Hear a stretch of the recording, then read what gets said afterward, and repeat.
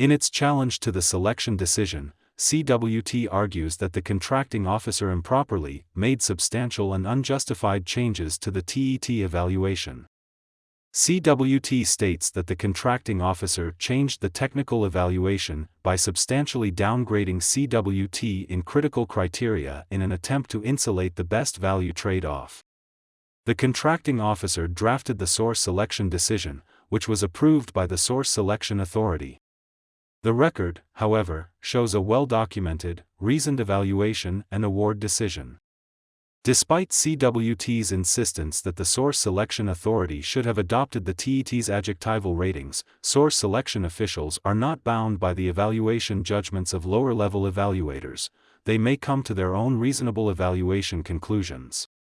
Here, we find that the source selection decision documented reasonable evaluation findings, including documenting in detail any disagreement with certain of the TET's findings and adjectival ratings. We address a few representative examples below. Technical approach and methodology. The TET assigned CWT a rating of excellent under this factor, finding several strengths in its quotation and no weaknesses. Regarding the TET's evaluation of CWT's technical approach and methodology, the contracting officer concluded that the TET put a lot of emphasis on CWT being the incumbent contractor. The contracting officer stated that she did not consider incumbent status in itself to be a strength, and further maintained that while she found that CWT had addressed all of the elements of the PWS in its approach, she did not find that CWT offered an approach that was innovative or better than that which OCC currently has. The contracting officer explains that CWT's quotation identified strengths, but not enough strengths to warrant an excellent rating. Therefore, the contracting officer lowered CWT's rating to good. ADTRAV was initially rated unacceptable under this factor by the TET, which revised its rating to marginal after exchanges with offerers.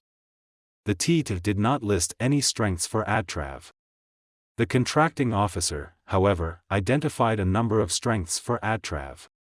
For example, the contracting officer considered it a strength that each agent would go through OCC-specific training and would be tested at the end of training. The contracting officer also found that ADTRAV's use of the ResTracker system merited assessment of a strength because it allows the vendor to monitor the status of airline reservations and would automatically generate a refund if a reservation remains unused 10 days after the scheduled departure date. On the basis of these strengths, the contracting officer raised ADTRAV's rating to good.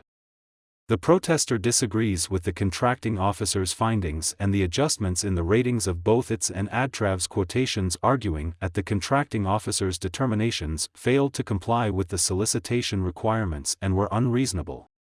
However, based on our review of the record, we find no basis to question the reasonableness of the contracting officer's evaluation and findings regarding the quotations of CWT and ADTRAV under this factor.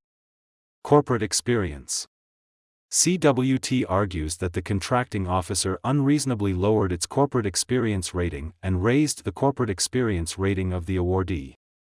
CWT argues that the contracting officer's extraordinary action of contacting ADTRAV's corporate experiences references resulted in an increased rating for that firm's corporate experience from acceptable to good, yet the contracting officer made no attempt to contact CWT's corporate experience references. CWT argues that it was substantially prejudiced by the failure of the agency to treat the vendors equally in the evaluation. CWT received an excellent rating for corporate experience from the TET. However, because of the limited information described in the corporate experience narrative, the contracting officer took exception to the adjectival rating assigned by the TET for this factor.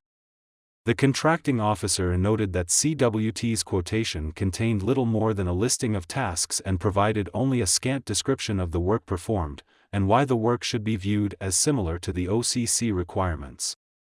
The contracting officer further stated that the agency was not required to consider CWT's experience under its incumbent contract because CWT had not provided it as a reference. Accordingly, the contracting officer lowered CWT's corporate experience rating to acceptable. AdTrav ultimately received an acceptable rating for corporate experience from the TET, even though the evaluators initially assigned a deficiency under this factor because none of AdTrav's corporate experience examples demonstrated experience with transition. The contracting officer states that any deficiency regarding AdTrav's experience with regard to transition was resolved by AdTrav's response to the clarification questions.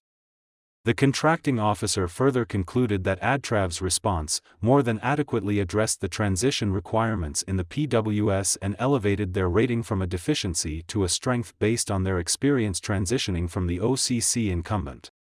During communications, AdTrav also explained that it had experience providing VIP travel services. Based on this information, the contracting officer raised AdTrav's rating for corporate experience to good. Here, the record shows that the contracting officer was aware of and considered the findings of the TET and that, based on her evaluation, she disagreed with some of those findings and reasonably documented her conclusions. In addition, the source selection decision referenced information contained in each vendor's quotation.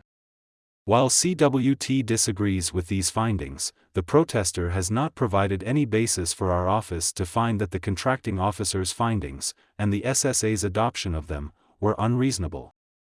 The protester further argues that vendors were treated unequally as a result of the agency's decision to contact the corporate experience references of the awardee, but not CWT's corporate experience references. The protester argues that the contracting officer used information it received from these references to increase the corporate experience rating of the awardee without similarly contacting CWT's references to gain additional information about its corporate experience. The contracting officer acknowledges that she contacted AdTrav's corporate experience references, however, she states that contact with these references related to her past performance evaluation.